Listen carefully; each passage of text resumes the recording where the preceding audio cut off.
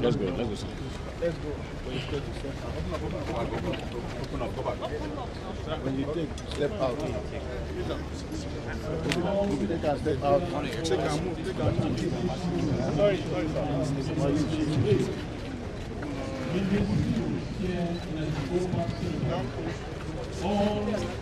Yes. Making his way to his desk for a formal commencement of this ceremonial parade in his capacity as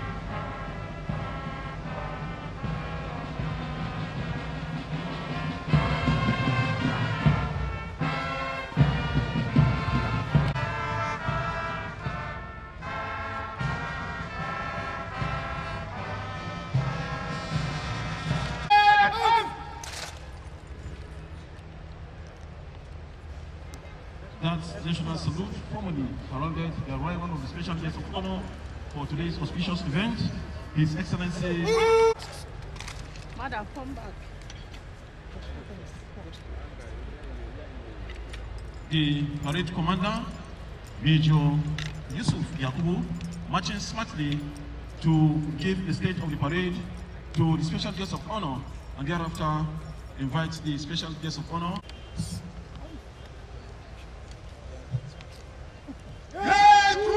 2026 Armed Forces Celebration and Remembrance Day Parade program. 20 officers, 250 members of Armed Forces and the Nigerian Legion of Parade ready for inspection, Your Excellency.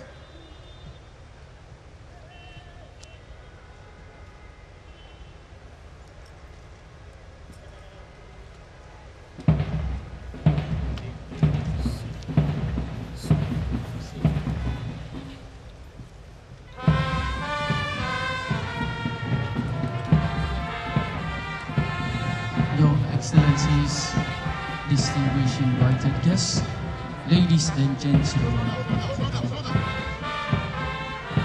It may interest you to know that it is customary for a reviewing officer to inspect the guard before the commencement of the parade.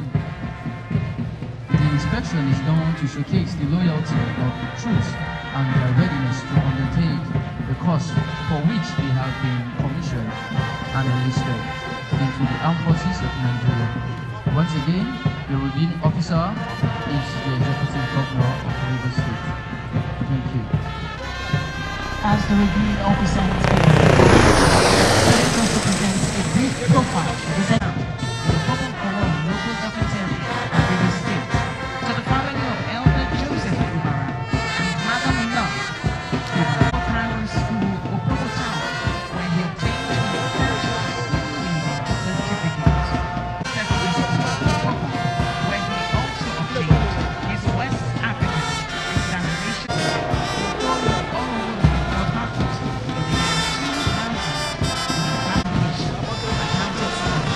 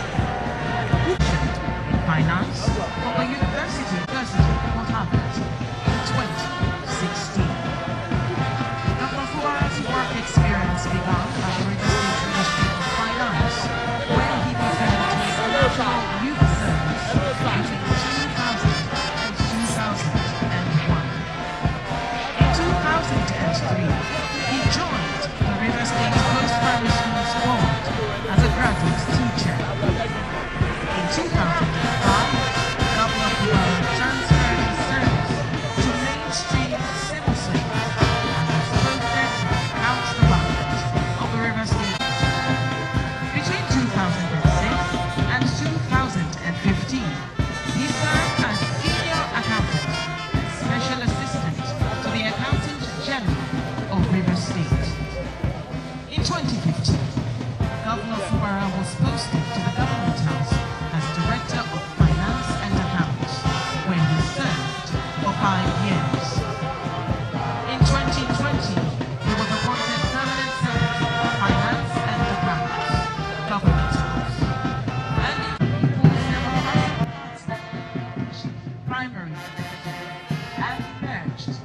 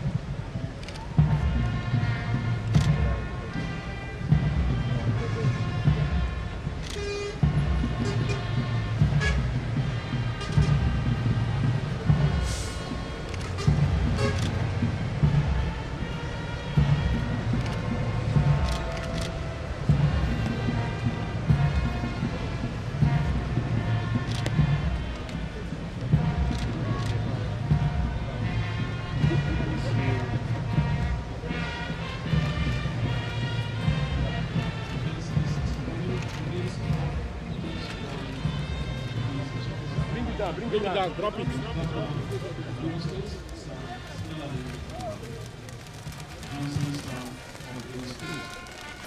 Of the government and the people of Rivers State, I welcome everyone to the 2026 Armed Forces Remembrance Day celebration. Today is a national day of celebration and remembrance, and I am privileged to join you in celebrating and honoring our fallen, our fellow comrades who wear the uniform in service to our country. From the colonial era to independence, through the Civil War and peacekeeping combat operation across Africa and beyond, to the challenge of internal insurgency and banditry, Nigeria of every generation have answered the national call to serve their country, risking everything to protect and preserve our country, defend our sovereignty, and advance peace across Africa and the globe. Every day, our armed forces are deployed to fight across the country. They are in the northeast fighting Boko Haram and other Islamic insurgents and terrorists who have taken up arms against their own country and citizens, thereby threatening the very fabrics of our nation, our religious freedom, cultural value, and standard way of living. Over the years, we have had soldiers deployed to the northwest and the north central, combating banditry and criminal abduction that have caused and continue to cause immune distraction and destruction of life and property, untold displacement, and immeasurable hardship to our people in several communities. Our soldiers also are in the southeast and also part of the southern Nigeria, fighting the distinctive security challenges of these areas, including organized pipeline vandalization and transnational crude oil theft in our creeks and also in the high seas. Many of our soldiers paid the supreme price during First and Second World War, and in several peacekeeping combat operations they participated in. Nigerian families reportedly lost over 1 million soldiers during this endless 30 months civil war. We also know that many more have died and continue to die in the infamous Sambisa forests and other battle zones across the country, fighting to keep our people and our communities safe and secure from Islamic terrorists and bandits. Today, before we proceed, it is important to mention that God has provided another opportunity to reflect on the sacrifice and legacies of our armed forces and to collectively express our gratitude to our men and women who paid the supreme price in the service of our nation, to the families and loved ones they left behind, and to our veterans and their families. We celebrate our armed forces as an embodiment of courage, duty, and patriotism that inspire all of us from generation to generation with a sense of purpose, forged in service and sacrifice. We celebrate our armed forces for their extraordinary sacrifice, loyalty, and unwavering dedication to the unity, peace, and progress of Nigeria as one indivisible nation. We further celebrate our armed forces for enabling and sustaining the prevailing peace in most parts of our country, just as the freedom we express and take for granted as citizens of these great countries are safeguarded by their blood and sacrifice. The unwavering resolve and dedication of our soldiers in the face of overwhelming odds should serve as a timeless reminder of the power of courage, the cause of liberty, and the enduring value of freedom and justice. Against this fact, we owe all our fallen and serving heroes a tremendous and lasting debt that we lack what it takes to repay. And history will be unkind to us if we ever forget to celebrate their bravery, honor their memory, and preserve their legacy forever. Let us not reduce their sacrifice to a mere memorial ritual, but strive to imbibe the value of which they fought and died as national guiding principle that inspire us to cherish peace, uphold justice, and foster a society that gives everyone a true sense of belonging. Today is not only for us to honor our fallen heroes, it is also a time to appreciate our veterans who have retired to civilian life, and the Gold Star family will bear the full weight of sacrifice, living without their spouse, their parents, their children, breadwinners, and also their loved ones. These are our patriots who have given so much to our country and who deserve our heartfelt gratitude, measurable support, and prayers at all times for their personal sacrifice and invaluable contribution to national peace and security. Above all, we're humbled by their sacrifice and inspired by your resilience. On behalf of the government and the people of Rivers State, I thank our veterans, their family, and the families of our fallen heroes from Rivers State, and assure them that we will never forget their heroic legacy of service and sacrifice to the motherland. As a nation, we must continue to honor our promise to celebrate our armed forces and to honor their legacy of service and sacrifice. We keep this promise when we defeat Boko Haram and associated armed terrorists, and bringing all internal armed conflict and combat operation to a definitive end. We keep this promise by prioritizing and enhancing the welfare and well-being of our armed forces and ensuring that they and their families have access to quality healthcare, decent housing, and an improved quality life.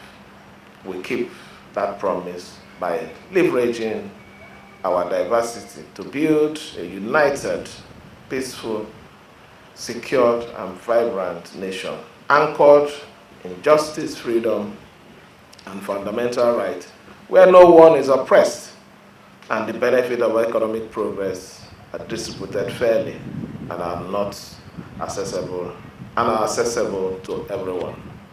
Let me therefore express my appreciation to our President and Commander-in-Chief of the Armed Forces of Nigeria, His Excellency Bola Ahmed Tinubu, GCFR, for his unparalleled commitment to building a strong military that is ready to defend our sovereignty and tackle this nation's internal security challenges. We also commend our President for equipping our armed forces with the modern weapons they need and also motivating them through significantly improved salaries and other welfare packages, which have delivered visible successes in his administration.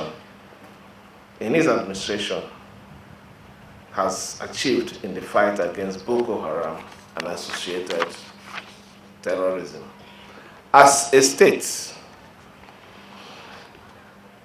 our responsibility is to support the federal government, our armed forces, and other national security agencies in maintaining peace and stability in Rivers State and beyond. I reiterate that I will continue to strengthen our relationship with the various military command structure in Rivers State and provide relevant logistical support to enhance the operation and well-being, including efficiency.